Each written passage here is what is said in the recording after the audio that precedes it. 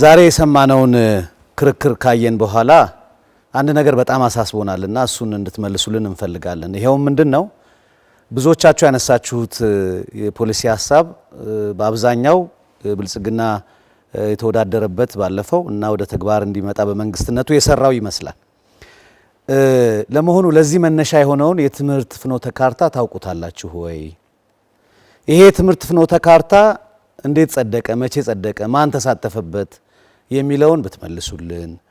የመጀመሪያ በኢትዮጵያ ላይ ኢህአዴግ ያወጣው በ1986 ያወጣው ነው። ጠንቅቀንም ብበን ፍኖተ ካርታ ደግሞ በሱ ላይ ያሉትን ክፍተቶች ለማካተት ለማሻሻል ተብሎ የታቀደ ነው።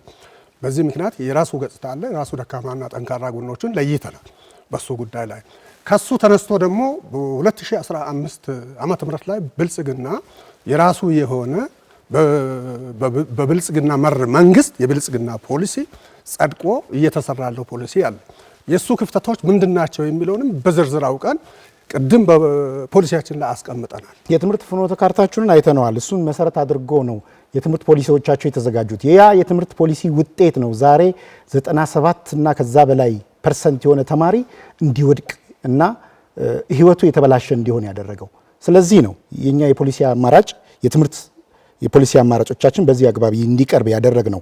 ዞሮ ዞሮ በደንብ መያዝ ያለበት እንደ ብልጽግና ማርክ ልታደርጉ የሚገባው ፍኖተ ካርታችሁ ምንም ሆነ ምን የአንድ የትምህርት ፖሊሲ መሰረት አድርጎ የሚመጣ ነውና ፍኖተ ካርታው መሰረት አድርጋችሁ ትምህርት ፖሊሲ ቀርጻችኋል። የትምህርት ፖሊሲያችሁ ተማሪዎችን አላሳለፈም፣ አያበቃም።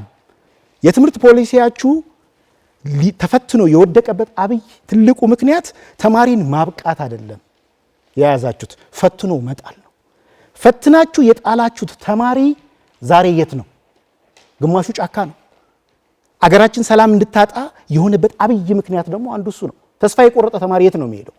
ግማሹ ባህር ይበለዋል፣ ግማሹ ጫካ ገብቶ ሰላማችንን ይበጠብጣል። በአንድም ሆነ በሌላ ፑሽ ፋክተር ነው። ስለዚህ የትምህርት ፖሊሲያችሁ ፍኖተ ካርታችሁ ከዛ የተቀዳው የትምህርት ፖሊሲያችሁ ነገሮችን አበላሽቶታል። ይህንን በአብይ መንገድ ልትገነዘቡ ይገባል።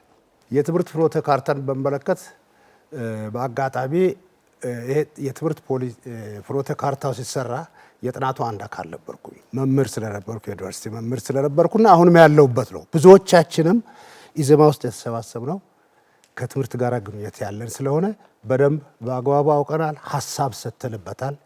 ፖሊሲውንም በዚህ መልክ መሆን አለበት፣ ፍኖተ ካርታው በዚህ መልክ መሆን አለበት የሚል ሀሳብ የሰጠንበት ስለሆነ አዎ እናውቃለን።